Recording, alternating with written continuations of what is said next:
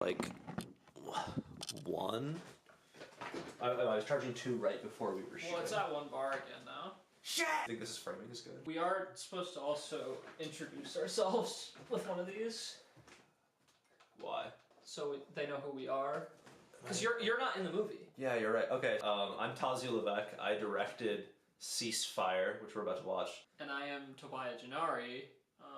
I'm the editor for Ceasefire, and I played Top Hat in the movie. So this is an interactive commentary in which you will watch us watch the movie, but also pause to talk about the movie.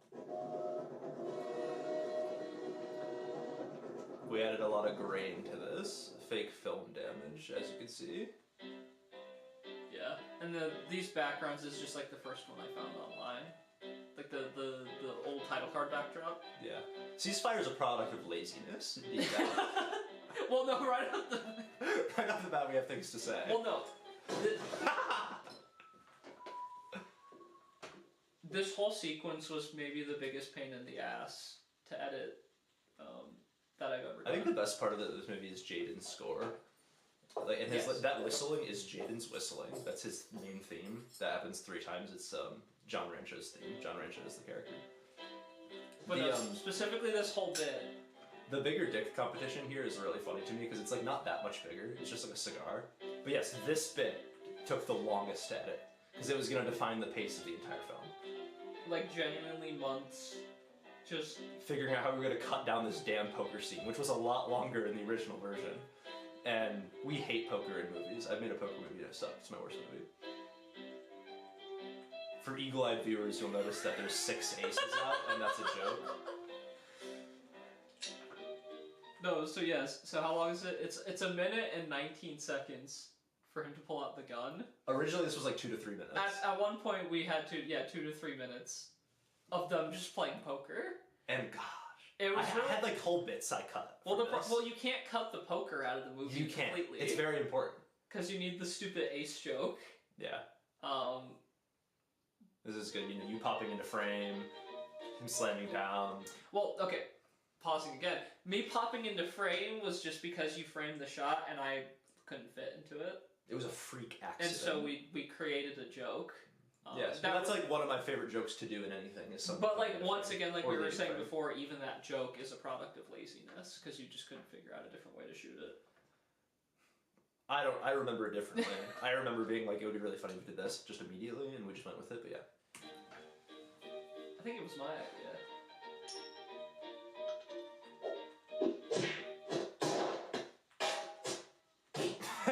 There's Ian. Ian is the Jerry Sink. Yeah. We love jump cuts in this. I learned a new love for jump cuts. You'll notice that this is the first time the camera moves, so it pans up, and then we do another pan up, and then now we've kind of launched into a different section of the movie where the camera's doing small pans, and then it escalates throughout the film. This is nothing and means nothing, but it's something that I as a director think about. He's so awesome. And he's just actually smoking, too. Yes. That's a real We don't have any other friends that smoke, but he does. A lot of people are confused by that cut, but I think it works. This pissed off our downstairs neighbors. Oh yeah, they were hitting the ceiling and we didn't notice for like a couple hours in, and like right towards the end we're like, okay, I think I only need one more shot. Sorry, downstairs neighbors. I literally, by the time I noticed it was an issue. We literally both looked at each other and we're like, we got one more in us. One more. We need one more take. And I think that's the one we used. I don't remember. It is. Because we only had the 2 takes of it. Okay. Yeah, no, he had an actual mustache, and these are just his real clothes. So we had like a real cowboy, and then everyone else was wearing fake mustaches, which is great. I've also never met this guy. We never actually interacted the whole time. Yes, no one did. Our shots are completely separate from one another. Like, this is the shot. That was the last time we were running. Him spitting out the cigarette was his idea. It was really good. Also this, where he like the 3rd time he looks at it, he tosses it. Really funny. Just yeah, great. I would work with him again. He doesn't live in Michigan anymore though. The temperature changes from inside and outside. It's pretty good. Yes. This is a good bit. The salute. How many pottery break sound effects are in this? Oh, here's the good detail. Gideon's in the movie. Do we point this out in the commentary, or do we leave it be a secret? Because we just missed it. Yeah, they can. I don't need to scroll. You find Gideon. Find Gideon. My brother Gideon Gennari is in the movie somewhere. And he made he made the poster for the movie. I shot him on a green screen. Yes, we're back. A lot of good sound effects here. It's the shot that annoys you, that pisses you off, because I forgot to point out to you that his hand was in the frame. Oh, I forgot about that. That shot right there of Deo, is we reshot that months later. That was the last thing we shot, I think. Yes. Because you didn't like it. We had a shot of him like getting hit in the head and like going back slowly, and I was like, I swear I had gotten a different shot of this. Like I had planned for this other thing to happen.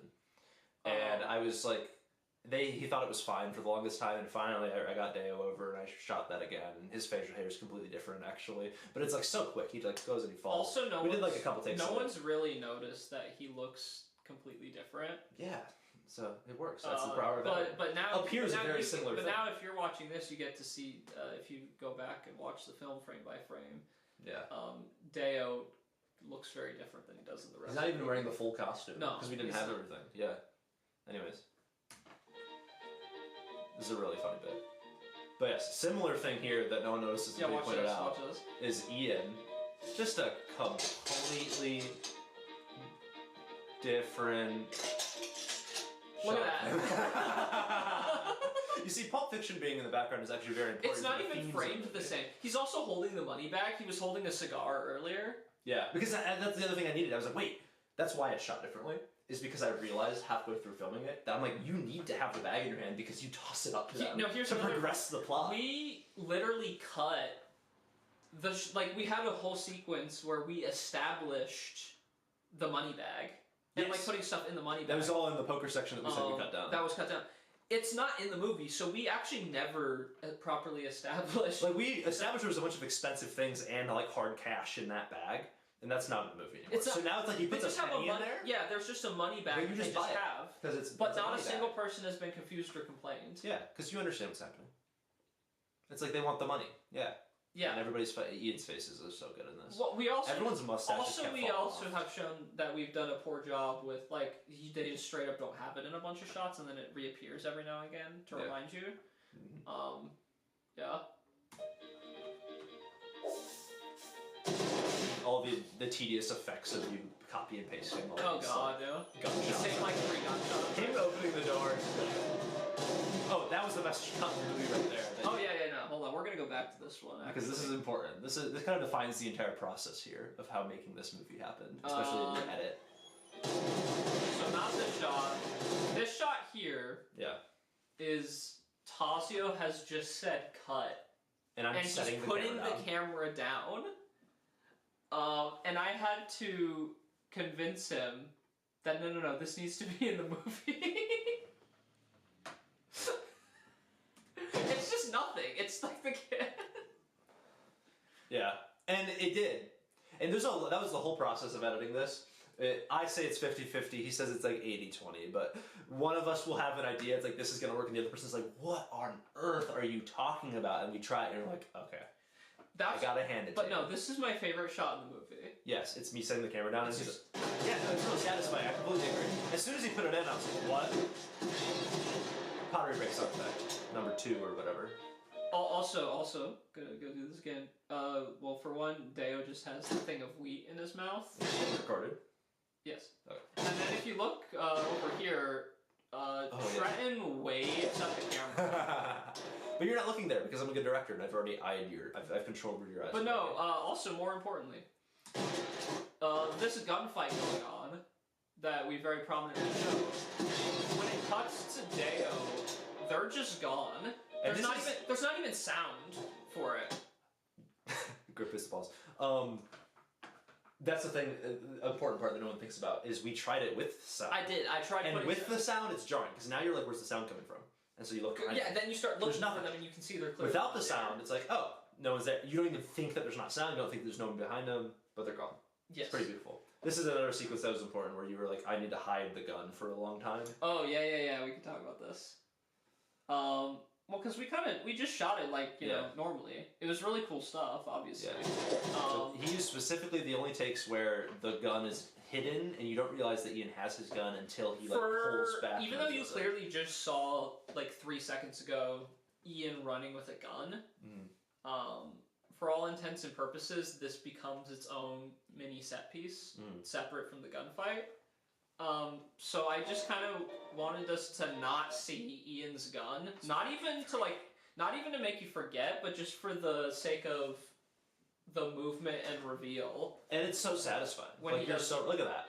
And then we do the evil dead. That's so awesome. That's like one of the great effects. And that's just like a cut. Like there's no shrinking. It just like cuts frame to frame. If you go frame by frame, the eyeball, I just have it change size. It's not even like. No, you can't. Okay. Whatever. Like I just hide it in the zoom, but it just drastically cuts. I didn't zoom in because I didn't know how. And it's perfectly effective. That was one of the first things I came up with, was someone ducking out of a top hat. Jump cut. Yeah, no, this was like a long one take, and we just put cuts into it. Yeah, like this is one take I just actually did. You know, maybe it shouldn't be a one take. So like we're not in the same room with this guy at all. I've never met him.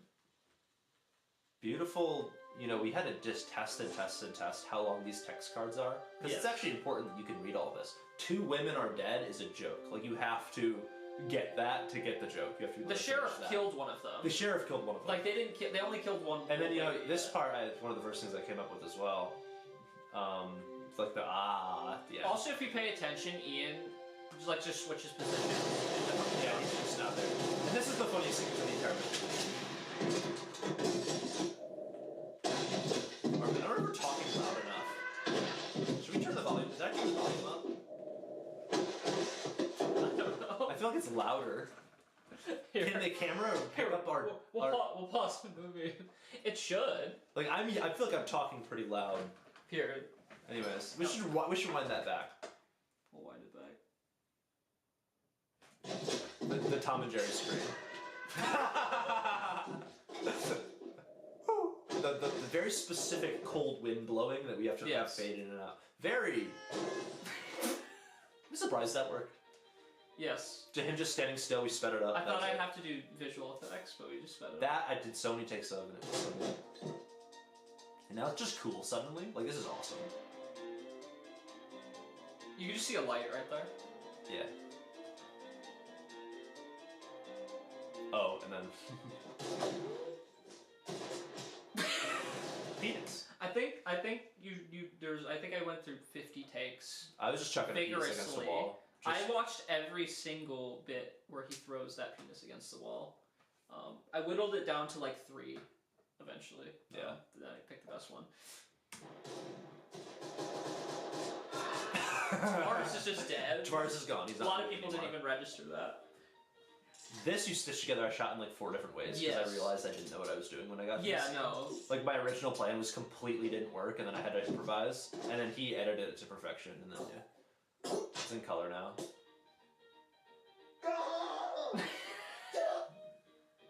Good pops out here. And that's also fixing camera down, yeah. Great fall from Josh. He's a very good physical performer.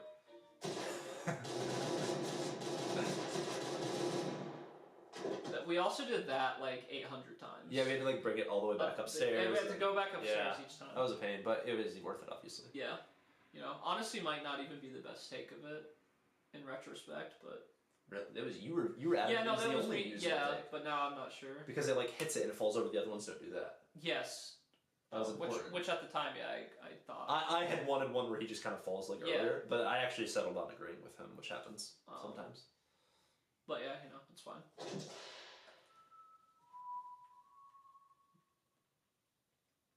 You just broke the gun. It's so interesting. Like it's a silent film, but it's not. So there's like a bunch of sound effects. Yeah. And what sounds you hear and what you don't is like something we think about a lot. Making this is like you have to be very specific about it, and especially it changes once the music is in. Jaden's score is the best part. Oh yeah. So for the final shot. We shot Ian's car driving across the camera multiple times, and we shot him running so we could do it in 2 separate pieces. but the car that's driving is not Ian's car.